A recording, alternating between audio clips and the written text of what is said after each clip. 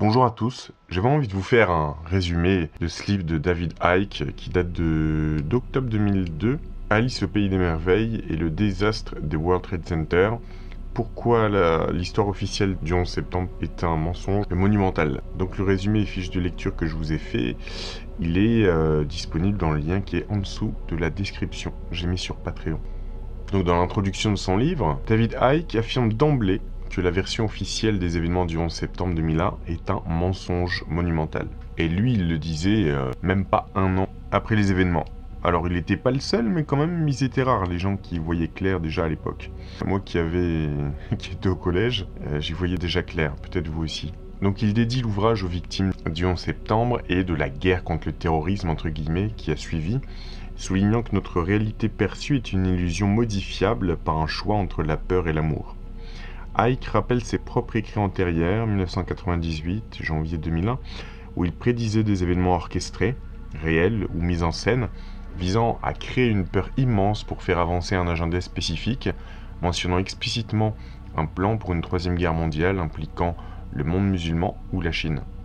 Il cite également Hermann Göring sur la facilité de manipuler les peuples pour les entraîner dans la guerre, le sénateur Daniel K. Inouye sur l'existence d'un gouvernement de l'ombre échappant à tout contrôle, et David Rockefeller sur la nécessité d'une crise majeure pour que les nations acceptent un nouvel ordre mondial.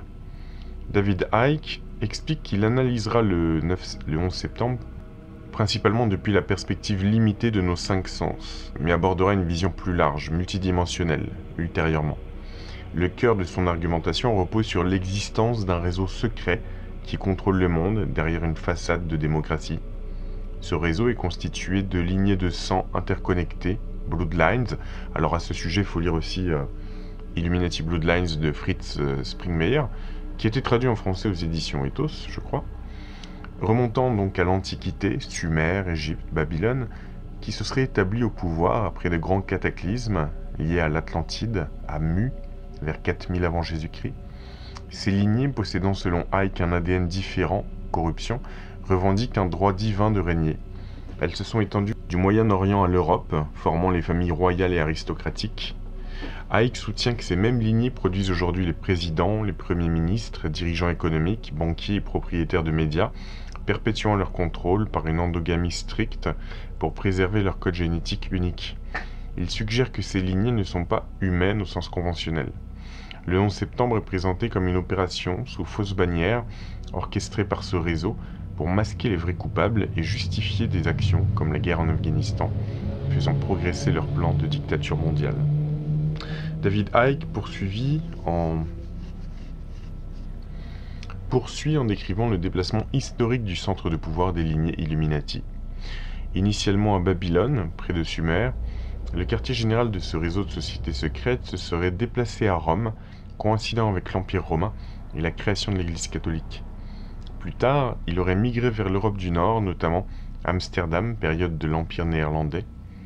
L'invasion de l'Angleterre par Guillaume d'Orange, une lignée, en 1688, et la création de la Banque d'Angleterre en 1694, marquent le transfert du centre opérationnel à Londres, prélude à l'Empire britannique, que Icke considère comme l'empire des lignées Illuminati basé en Grande-Bretagne, utilisant la banque et la dette comme outils de contrôle majeurs. Avec l'expansion des empires européens, ces lignées se sont disséminées mondialement, y compris en Amérique du Nord. Selon Icke, la décolonisation n'était qu'une transition d'un contrôle ouvert à un contrôle secret, la main cachée, laissant en place les lignées et leurs réseaux pour manipuler les anciennes colonies vers un agenda de contrôle planétaire centralisé, gouvernement mondial, armée unique, banque centrale, monnaie unique, population micro-pucée et surveillance totale, un état Big Brother orwellien dont les événements post-11 septembre seraient une manifestation flagrante. La centralisation croissante du pouvoir facilite cette prise de contrôle. Icke affirme que les élites mondiales actuelles, présidents américains, premiers ministres, banquiers, etc., proviennent des mêmes lignées anciennes.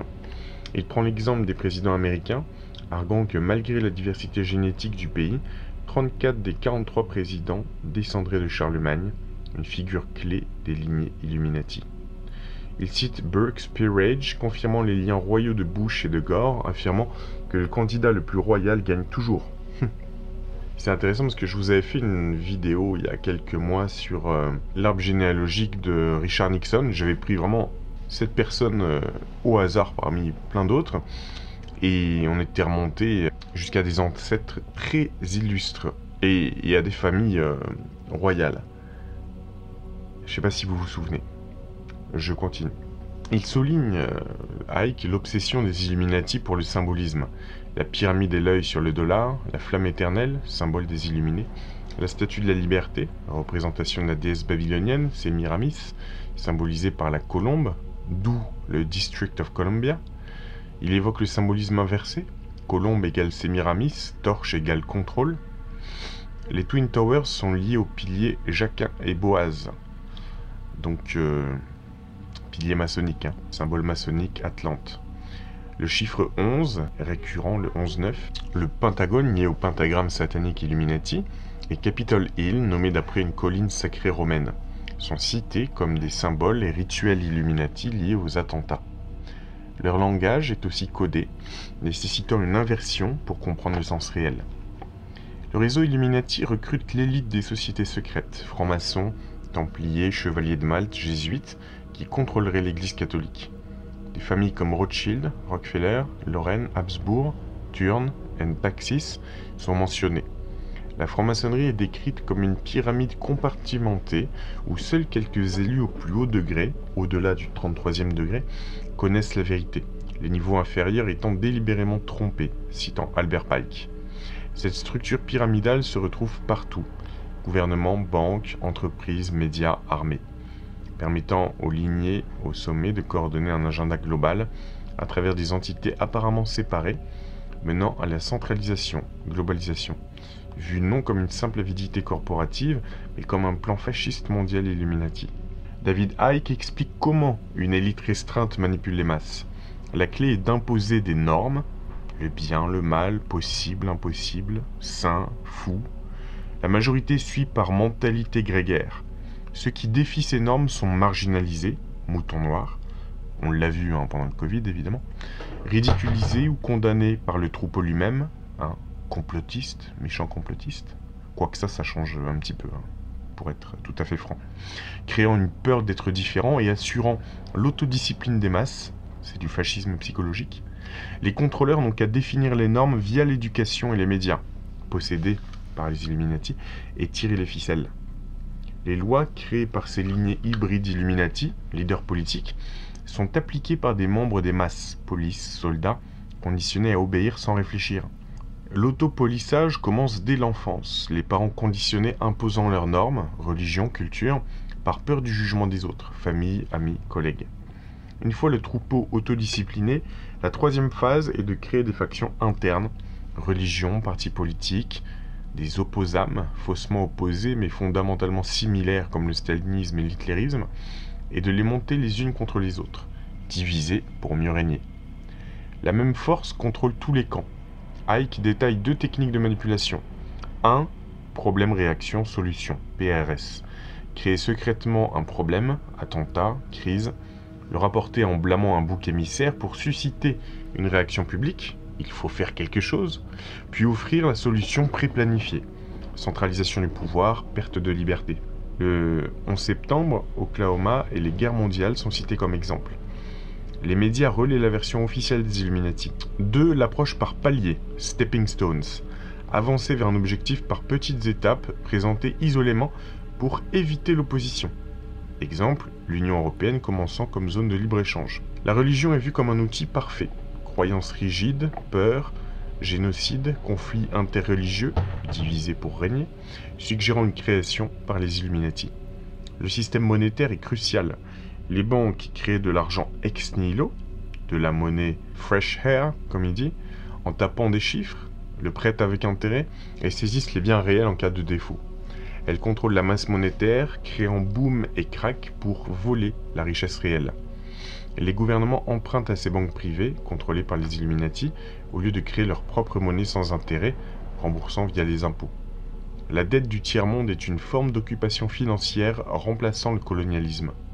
Enfin, Icke cite des sources suggérant que de nombreux pays, USA, United Kingdom, ont secrètement fait faillite dans les années 1930 devenant la propriété des banques internationales, via l'ONU, le FMI, la Banque mondiale. Les gouvernements opérant depuis sous un statut de facto d'urgence. Le texte cite James Traficant, affirmant que les États-Unis sont en faillite depuis 1933, Emergency Banking Act, fonctionnant comme une corporation sous administration judiciaire des banquiers internationaux, via l'ONU, FMI, Banque mondiale, et sous des pouvoirs d'urgence. Les citoyens deviennent des garants de cette dette via l'enregistrement fédéral, numéro de sécurité sociale, etc. Traficant fut emprisonné par la suite. Ike soutient que les USA ne sont pas un pays mais une corporation, anciennement Virginia Company, contrôlée par la couronne britannique, avec George W. Bush comme PDG à l'époque, agissant pour les intérêts de la corporation, non du peuple. Alors, on peut penser ce qu'on veut de Donald Trump, mais visiblement, il agit comme un PDG de multinationale. Il dirige ce pays comme il le ferait pour une entreprise. Je pense qu'on peut dire ça quand même. La Réserve fédérale est une banque privée appartenant à des actionnaires, souvent non américains, créée en 1913, prêtant de l'argent à la corporation US que les contribuables remboursent avec intérêt. Ses dirigeants, Greenspan, Volcker à l'époque, sont liés au groupe Illuminati, Bilderberg, CFR Trilatéral. La corporation US serait détenue par des forces européennes, incluant le Vatican. Le système judiciaire américain opérerait sous le droit corporatif commercial, UCC, ou le droit maritime britannique pour gérer la faillite. Le drapeau à franges dorées dans les tribunaux indiquerait ce droit maritime militaire, suspendant les droits constitutionnels. Ce système basé sur le droit romain est connu des initiés, politiciens, juges. Les amendes iraient aux banques créancières. Certains refusent l'enregistrement fédéral pour éviter d'être des employés actifs finançant la faillite. Ike appelle à l'unité au-delà des divisions, race, religion, politique, pour contrer l'agenda Illuminati. La solution est la non-coopération pacifique pour faire tomber les pyramides de contrôle. Il faut cesser de croire au film de la réalité présentée et refuser de soutenir le système. Alors, petite parenthèse, sur les Illuminati, on a un peu évolué, enfin moi en tout cas j'ai un peu évolué par rapport à ce qu'on disait il y a 15-20 ans. Je ne pense plus que les Illuminati soient ceux qui dirigent les corporations, les gouvernements, etc. Je me suis longuement exprimé sur ce sujet, donc, mais en tout cas, je pense que c'est intéressant d'avoir le point de vue de David Icke, surtout à l'époque. Alors, mais peu importe comment on les appelle, il y a bien une caste, voire plusieurs, qui dirigent les opérations, c'est clair. Il introduit ensuite, donc Icke, la famille Bush comme des acteurs clés mais subalternes de l'agenda Illuminati. George H.W., père George, et George W., Dobia, descendent tous deux, père et mère, de Godefroy de Bouillon, chef de la première croisade et premier roi de Jérusalem, lié aux Templiers. Ceci expliquerait la rhétorique de croisade de Bush Jr. Vous savez, quand il disait qu'il fallait une croisade contre l'axe du mal, je crois qu'il disait ça, en parlant des musulmans intégristes. Ils appartiennent à la lignée Pierce-Percy, liée au Gunpowder Plot, apparenté au président Pierce, Taft, F.D. Roosevelt, T. Roosevelt, et aux familles Grosvenor, UK, US, et Delano, Franklin Delano Roosevelt. Leur ascendance remonte à Charlemagne et Alfred le Grand, avec des liens étroits avec la royauté britannique. Les Bush sont des piliers de la société secrète Skull and Bones, Yale, dont Prescott Bush, grand-père sénateur, aurait volé le crâne de Geronimo pour des rituels. Alors d'ailleurs, c'est pas une théorie, puisque faudrait que je retrouve l'article. C'est Sotheby's, vous savez, la maison d'enchères, qui avait finalement en 2010 laissé tomber l'idée de vendre des restes de crâne de la société Skull and Bones, parce que ces derniers avaient voulu les mettre aux enchères, et finalement, sous le tollé médiatique, je sais pas, mais de la population aux États-Unis, Sotheby's avait retiré ces objets de la vente. Donc il fréquente Bohemian Grove, lieu de rituels, dont la crémation des soucis, Cremation of Care, filmé par Alex Jones, impliquant un sacrifice simulé ou réel devant une statue de hibou géant, et de perversion, selon Cathy O'Brien, ex-esclave MKUltra, pour l'élite mondiale. Les Bush Skull and Bones sont impliqués dans le trafic de drogue mondial, contrôlé par les lignées Illuminati via le Russell Trust, lié aux guerres de l'opium. Prescott Bush a soutenu l'eugénisme nazi via Rudin, financé par Rockefeller, et financé Hitler via la Union Banking Corporation, UBC, liée à la banque Harriman, Brown Brothers Harriman, elle-même connectée à Fritz Thyssen et initialement au Rothschild. Le texte détaille les liens financiers et idéologiques de la famille Harriman et de Prescott Bush, grand-père de George W. Bush, avec le financement de la révolution russe via le Guarantee Trust et du régime nazi d'Hitler. La banque Union Banking Corporation, où siégeait Prescott Bush, Roland Harriman et des financiers nazis, représentait les intérêts des cartels nazis aux USA pendant la Seconde Guerre mondiale, aux côtés du cabinet d'avocats Sullivan & Cromwell, dirigé par John Foster Dulles, cousin Rockefeller et futur secrétaire d'État, dont le frère Allen dirigea la CIA. Les actifs de l'UBC et d'autres sociétés gérées par Bush furent saisis en 1942 sous le Trading with the Enemy Act. John Loftus, ancien procureur et président du Florida Holocaust Museum, confirme que la fortune de la famille Bush provient de l'argent nazi via l'UBC, 1,5 million de dollars lors de sa liquidation en 1951. Donc 1,5 million de l'époque, faudrait une calculatrice d'inflation, mais ça ferait au moins 20 ou 30 millions actuels. Au moins. Loftus documente aussi le rôle du Vatican et des banques suisses dans le recel de fonds volés aux victimes de l'Holocauste et l'exfiltration des criminels nazis. George H.W. Bush, père George, issu de ce milieu et descendant de Godefroy de Bouillon, fut préparé à servir l'agenda Illuminati. Ambassadeur aux Nations Unies, chef du Parti républicain, directeur de la CIA, président, vice-président. Son grand-père, George Herbert Walker, était aussi impliqué avec Prescott Bush dans le financement d'Hitler et de la révolution russe. David Icke accuse Père George d'être impliqué dans des crimes graves, génocide, abus. Il souligne son partenariat avec Henry Kissinger, notamment lors du génocide cambodgien soutenu par Kissinger et la Chine. Nommé directeur de la CIA en 1976, le QG porte aujourd'hui son nom, Bush aurait des liens avec l'agence depuis les années 50, via les Skull and Bones. Il est lié à l'opération ratée de la baie des Cochons, 1961, nom de code Zapata, comme sa compagnie pétrolière, et à Félix Rodriguez. Des preuves suggèrent sa proximité avec l'assassinat de Kennedy. Allen Dulles, ami des Bush et ex-directeur de la CIA, limogé par JFK, siégeait à la commission Warren. Sous sa direction à la CIA, Bush nomma Theodore Shackley, impliqué dans la baie des Cochons et l'opération Phoenix au Vietnam, assassinat de dizaines de milliers de civils, qui dirigea des opérations d'assassinat et de trafic de drogue en Asie du Sud-Est. Bush utilisa aussi Klaus Barbie, boucher de Lyon, en Amérique du Sud, qui orchestra le coup d'État de la cocaïne en Bolivie, 1980, financé par les profits de la drogue de la CIA. L'église Moon, je crois que c'est en Corée du Sud, je suis pas sûr, à vérifier, liée à Bush, finança ce coup et sa campagne présidentielle. Devenu vice-président sous Reagan, dont l'esprit déclinait, laissant Bush aux commandes avec Kissinger en coulisses, Bush créa des groupes de gestion de crise, problèmes, réactions, solutions, et orchestra l'affaire Iran-Contra, vente illégale d'armes à l'Iran pour libérer des otages dont la libération fut négociée par Bush pour nuire à Carter, Jimmy Carter, October Surprise, et financement illégal des Contras au Nicaragua avec l'argent en échange de drogue fournie par les Contras aux agences US.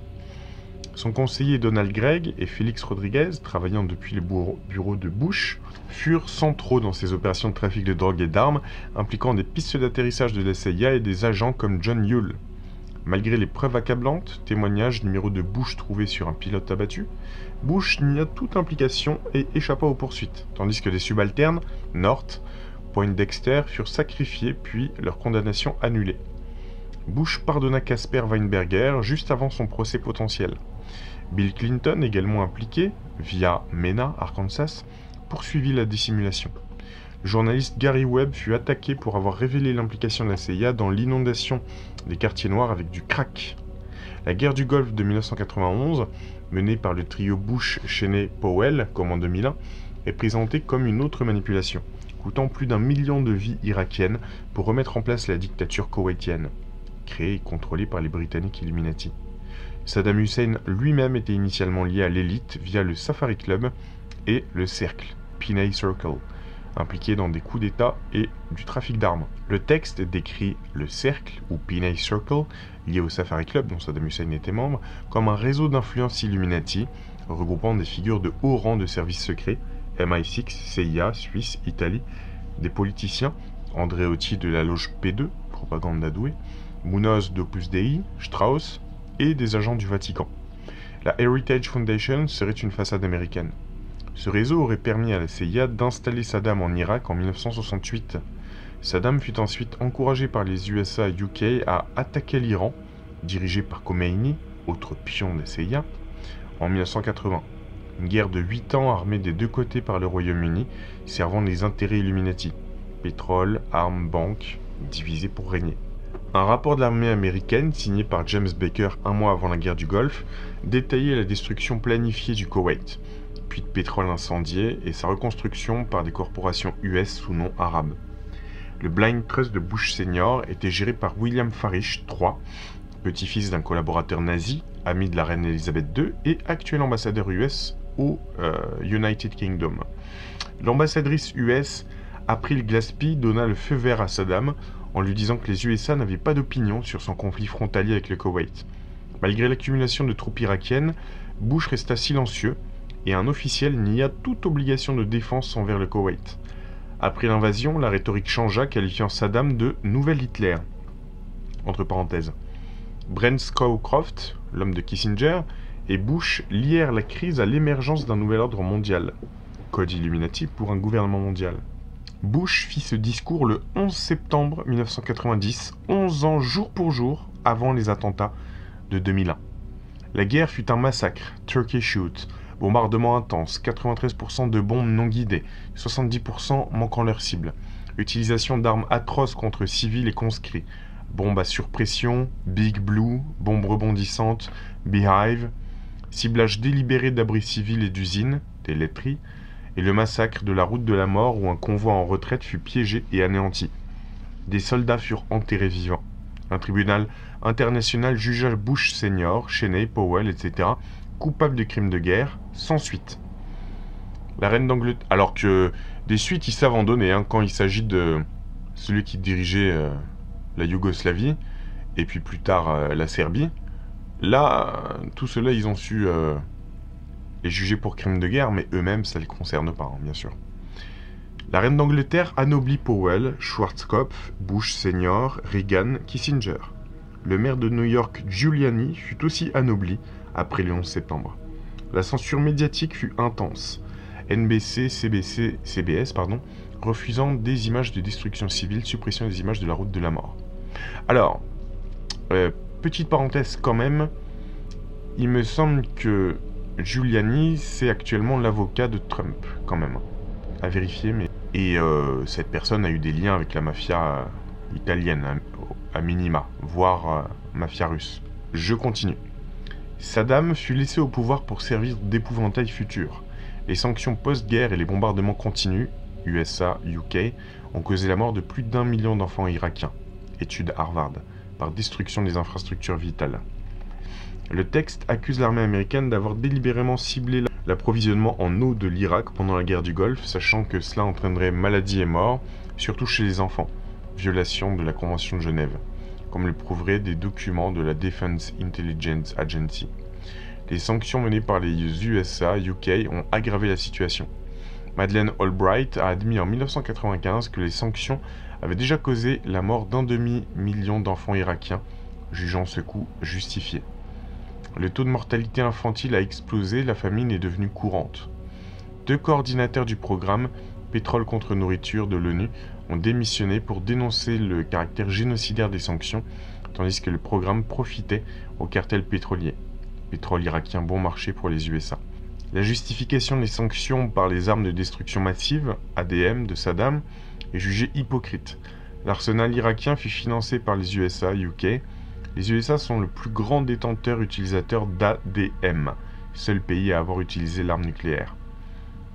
ADM, c'est arme de destruction massive. Churchill utilisa des armes chimiques contre les Irakiens en 1919. Les USA ont rejeté l'offre de Saddam de détruire ses ADM si Israël faisait de même, protégeant l'arsenal nucléaire israélien non déclaré. Les inspections de l'ONU, UNSCOM, furent utilisées pour l'espionnage américain. L'inspecteur Scott Ritter a affirmé que l'Irak était désarmé dès 1998, mais que les USA et UK ont menti pour maintenir les sanctions. Les USA et UK ont aussi bombardé l'Irak avec des armes radioactives, uranium appauvri, causant malformation et leucémie infantile. tout en bloquant l'aide médicale. Le texte aborde ensuite le scandale de la Bank of Credit and Commerce International, BCCI, lié à la BNL, qui finançait Saddam.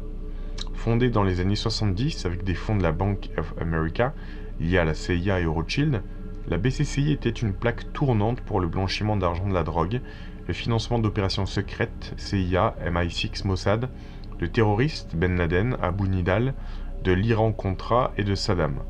Elle fit faillite en 1991, donc à la fin de la guerre du Golfe.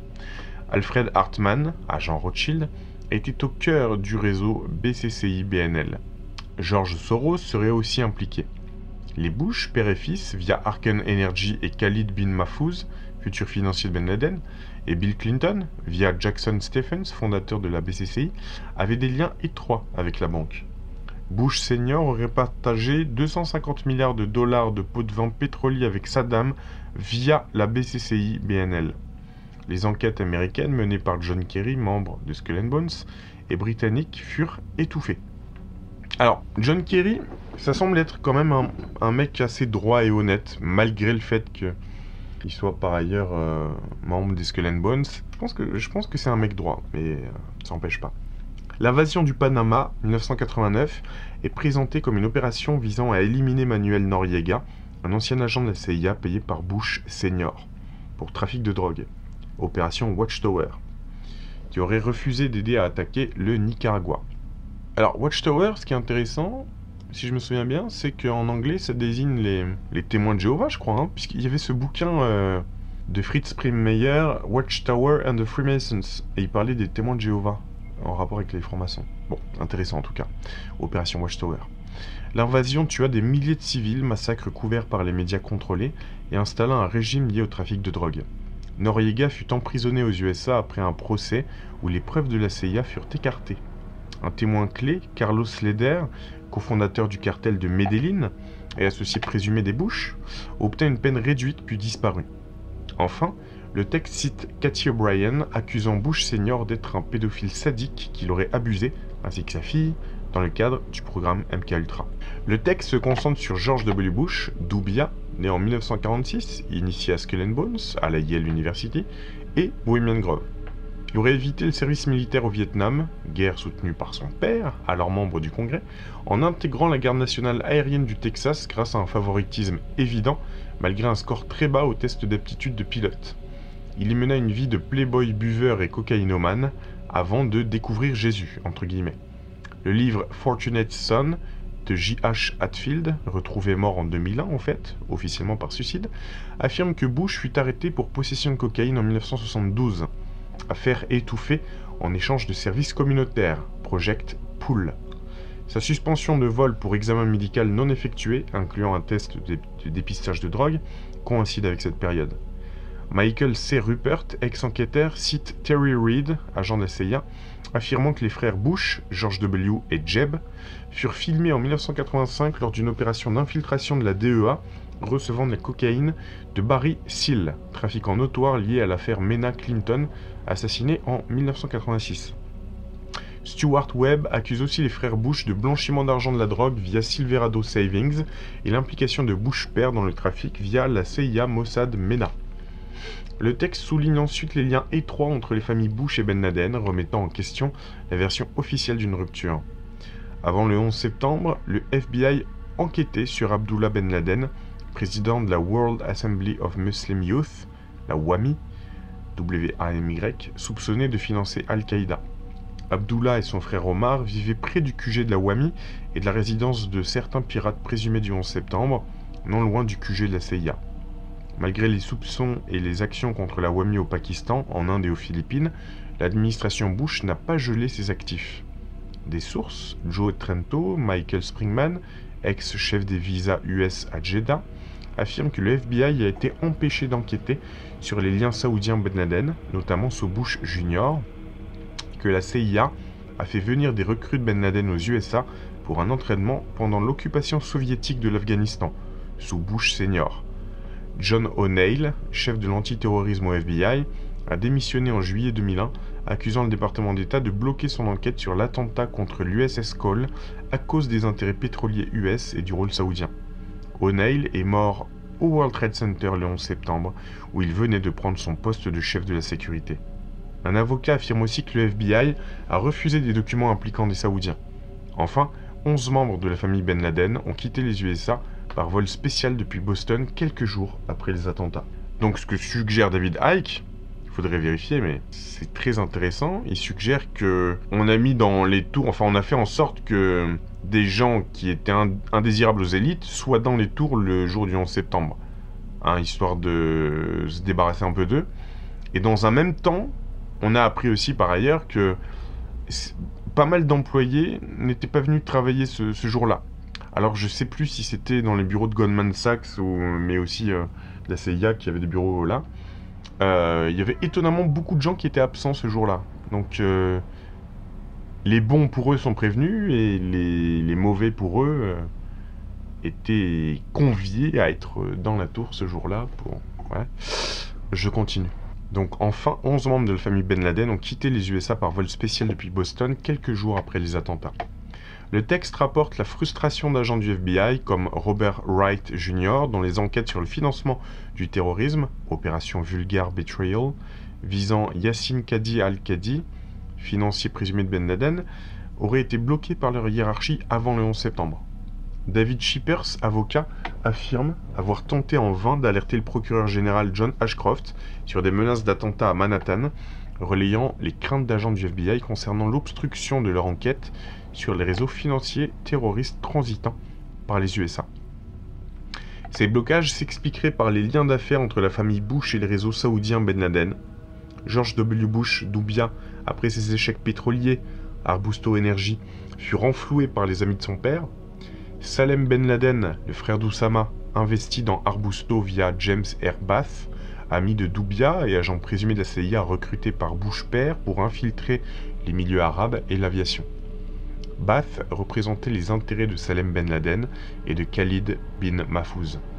Bill White, ex-associé de Bath, accusa ce dernier de canaliser l'argent arabe pour influencer l'administration Reagan-Bush, mais ces allégations furent étouffées par le département de la justice, où Robert Mueller, futur directeur du FBI nommé par Bush Jr., occupait un poste clé.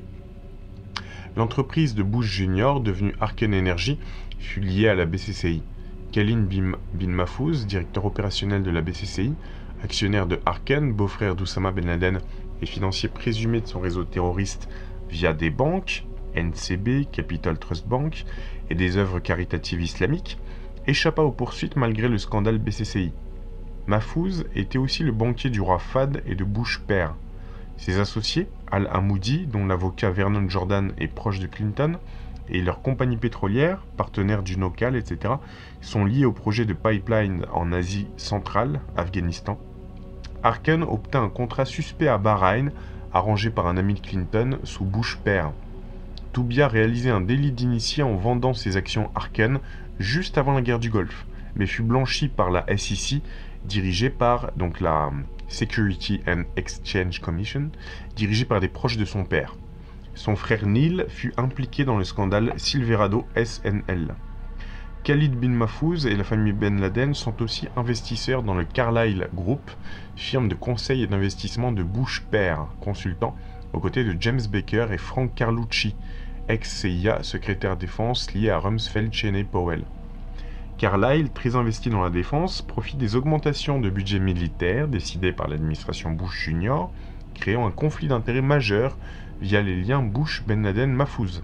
Et il faudrait aussi se poser la question de qui profite actuellement de l'augmentation généralisée de tous les budgets militaires, tous les pays d'Europe, les États-Unis, Israël, Russie, Ukraine, etc. Qui profite de tout ça? Faudrait se demander.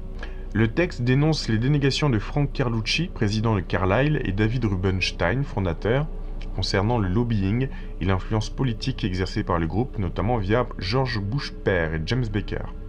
Il cite Charles Lewis, Center for Public Integrity, qui souligne le conflit d'intérêts majeur. Bush père est payé par des intérêts privés via Carlyle, ayant des affaires avec le gouvernement dirigé par son fils, qui pourrait lui-même en bénéficier financièrement.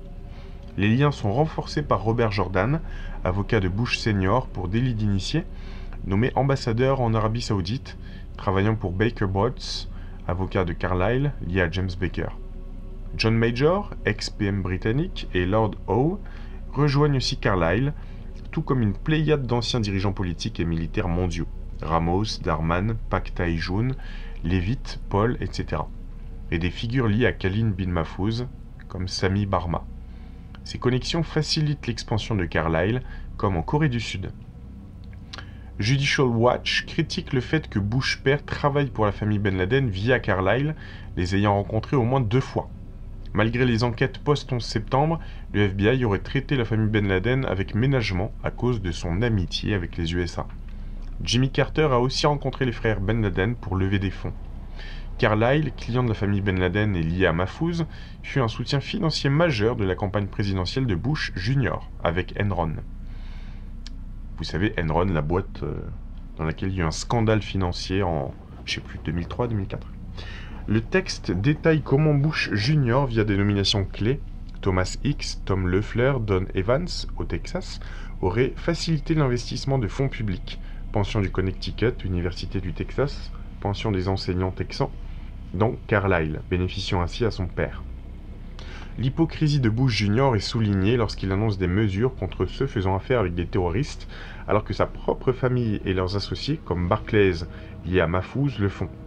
Citant Cathy O'Brien, le texte affirme que l'Arabie Saoudite, le roi Fahd, prince Bandar, est un bras financier contrôlé par les USA, Bush père, pour des opérations secrètes, armes, drogues, enfants, esclaves via la BCCI, Iran-Contra. Fahd étant maintenu sous contrôle par chantage. Carlyle conseille la famille royale saoudienne. Le texte lie Carlyle à Bioport, unique fournisseur US du vaccin contre l'anthrax, dont la valeur a explosé après les attaques à l'anthrax post-11 septembre. Les attaques à l'anthrax, c'était pas dans le métro de Moscou? Vous vous souvenez où c'était? J'ai un trou là. Vous pourrez vérifier. Carlyle, la famille Ben Laden et l'amiral Crowe, ex-chef d'état-major lié à Carlucci, seraient investisseurs profitant de la peur. Bush Jr. aurait interdit aux employés de Bioport de parler aux médias. Le Cipro, Bayer, ex-IG Farben, a aussi vu ses ventes exploser. Enfin, le scandale Enron est détaillé. K. Lay, ami de Bush, membre de la trilatérale, et Enron ont financé massivement Bush. Enron a influencé la politique énergétique de l'administration Bush-Cheney, cachant ses dettes via une comptabilité frauduleuse, Arthur Andersen. Les dirigeants ont vendu leurs actions avant la faillite, ruinant employés et actionnaires. Bush a menti sur sa proximité avec Lay. La fraude comptable s'étend, WorldCom, donc WorldCom c'était un autre scandale financier lié plus ou moins à Enron. Le texte conclut sur l'élection de 2000 qualifiée de coup d'État. Bush, choisi par l'establishment, a perdu le vote populaire mais a gagné grâce à la Floride, gouvernée par son frère Jeb Bush, via une fraude électorale massive, vote supprimé, machine obsolète, électeurs empêchés de voter, accepté passivement par Al Gore. Le recomptage médiatique prouvant la victoire de Gore fut abandonné après le 11 septembre. Le texte rejette les dénégations de lobbying par les dirigeants de Carlyle, Carlucci, Rubenstein, soulignant le conflit d'intérêts flagrant de George Bush père travaillant pour un groupe, lié au Ben Laden et Mahfouz, influencé par les politiques de son fils président. Les liens de Carlyle s'étendent via des avocats, comme Baker Botts, des politiciens, Major, Howe, Ramos, des banquiers, Paul, Barma, Mahfouz, et des multinationales. Bush père a facilité l'entrée de Carlyle sur des marchés clés, Corée du Sud, Arabie Saoudite. Judicial Watch critique ces liens Bush-Ben Laden via Carlyle, notant que Bush père a rencontré la famille Ben Laden et que le FBI les aurait traités avec ménagement. Carlyle, lié au Ben Laden Mahfouz, a financé la campagne de Bush Jr. Le texte détaille comment Bush Jr., gouverneur du Texas, aurait aidé à canaliser des fonds publics, pensions, universités, vers Carlyle, enrichissant son père. L'hypocrisie de Bush Jr. est dénoncée face à ses déclarations contre le financement du terrorisme, contrastant avec les liens de sa famille et associés, exemple Barclays, Mahfouz.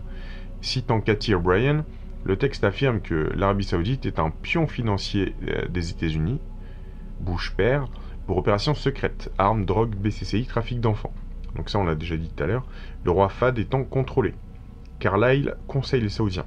Carlyle est aussi lié à Bioport, vaccin anthrax, dont les investisseurs incluent la famille Ben Laden et l'amiral Crowe, proche de Carlucci, profitant des alertes anthrax post-11 septembre. Bush Jr. aurait étouffé l'information sur Bioport. Le Cipro Bayer a aussi vu ses ventes exploser. Le texte détaille ensuite comment Halliburton, sous la direction de Dick Cheney, 1995-2000, a prospéré grâce aux liens politiques, devenant un grand contractant de la défense. Cheney s'est enrichi via salaire, bonus, stock options, valeurs liées à la politique énergétique post-vice-présidence, et un package retraite de 34 millions de dollars. 34 millions ou milliards? Millions. Halliburton a fait l'objet d'une enquête pour irrégularité comptable, approuvée par Arthur Andersen. Malgré sa rhétorique, Dick Cheney a mené Halliburton à conclure des affaires lucratives avec des régimes qualifiés de terroristes par les USA. Après avoir été secrétaire à la défense lors du bombardement de l'Irak, 1991, Dick Cheney a supervisé via des filiales européennes, Dresser Rand, Ingersoll Dresser, des contrats de 23,8 milliards de dollars pour reconstruire l'industrie pétrolière irakienne sous Saddam Hussein, tout en soutenant les sanctions meurtrières. Il a nié ces contrats à la télévision. Halliburton a aussi traité avec l'Iran et la Libye, malgré une amende pour violation des sanctions.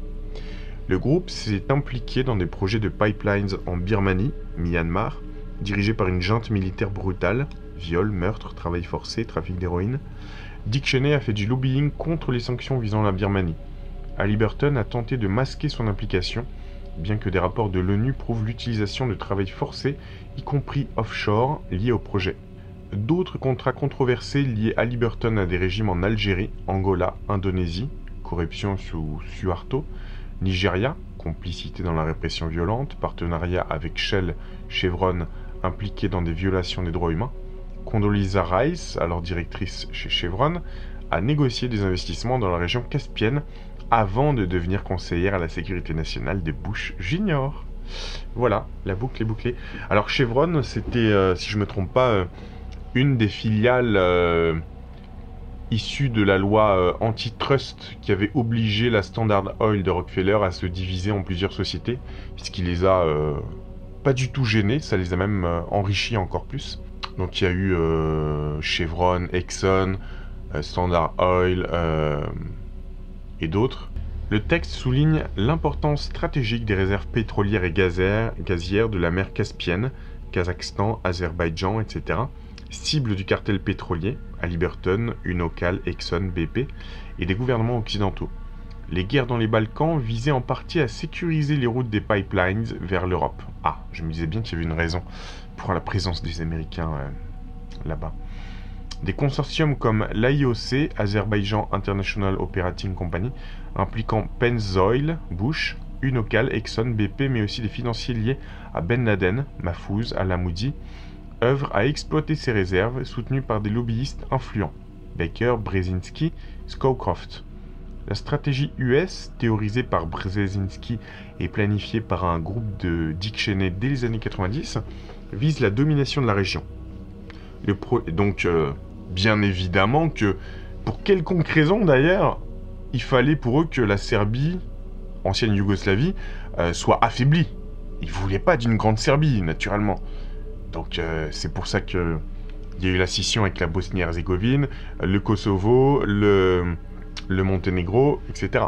Hein, bien évidemment. Encore aujourd'hui, je pense qu'ils montent des coups d'État en Serbie. Récemment, là, il y a eu des agitations encore. Parce que déjà, ils sont relativement amis avec les Russes. Et parce que la Serbie, ça pourrait être un pays puissant. Ils ont tout intérêt à maintenir une petite Serbie. Et j'en suis désolé pour les Serbes. Fin de la parenthèse. Le projet de pipeline Sendgaz d'Unocal, partenaire de Halliburton à travers l'Afghanistan, nécessitait la reconnaissance du régime taliban par les USA. Alors, on peut en parler des talibans actuellement. Hein. Qu'est-ce qui s'est passé en fait? Je suis sûr qu'ils ont négocié avec les États-Unis. Hein, c'est vraiment ce qui s'est passé. En 2021, les dernières troupes américaines sont parties de l'Afghanistan. Quelques mois après, en un éclair, les talibans ont repris le pouvoir total sur le pays. Et ensuite, je suis persuadé que les talibans ont dealé avec, alors je sais pas si c'est la CIA ou le gouvernement américain, en disant sciemment, mais d'ailleurs ça a été reconnu officiellement, hein, les talibans se sont engagés à, comme si ils allaient chasser tous les terroristes, se sont engagés à balancer aux Américains tous ceux qui étaient contre les intérêts américains. Vraiment, hein, les talibans ont signé cet accord avec les Américains. C'est-à-dire, en gros, tous les terroristes qui ne dérangent pas les intérêts américains, ils s'en foutent. Et, en échange, on leur a dit, vous avez la voie libre pour reprendre le contrôle du pays. Ça me semble évident. Mais il faut surtout pas le dire, hein, je sais pas. Après la prise de pouvoir brutale des talibans en 1996, déjà, le département d'État US n'y voit rien d'inacceptable. UNOCAL, et c'est pas... Remarquez, il y a des choses à dire hein, sur la guerre d'Afghanistan avec l'Union soviétique. La CIA a financé les premiers talibans à l'époque pour contrer l'Union soviétique via une guerre par proxy en Afghanistan. C'était en réalité USA versus Union soviétique, comme aujourd'hui avec le prétexte de l'Ukraine. Voilà. Donc UNOCAL en 96 et ses partenaires engagent des lobbyistes influents, Kissinger, Oakley, Khalilzad, pour obtenir la reconnaissance du régime taliban nécessaire au projet de pipeline trans-afghan. Zalmay Khalilzad, conseiller d'UNOCAL, ex-conseiller de Reagan ayant armé les Moudjahidines, dont le réseau Ben Laden, membre du groupe stratégique de Dick Cheney, deviendra l'envoyé spécial de Bush Jr. en Afghanistan. Hamid Karzai, futur chef du gouvernement post-taliban, était consultant pour UNOCAL. Ah bah.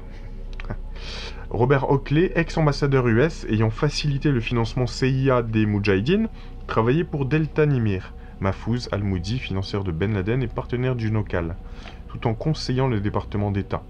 UNOCAL courtise les talibans, visite au Texas en 1997, leur offrant une part des profits sans évoquer le terrorisme. Voilà, on est à peu près à la moitié du document, du résumé, que vous pouvez trouver sur Patreon. J'espère que ça vous intéresse. Je vous dis à très bientôt pour peut-être une prochaine partie ou une autre vidéo.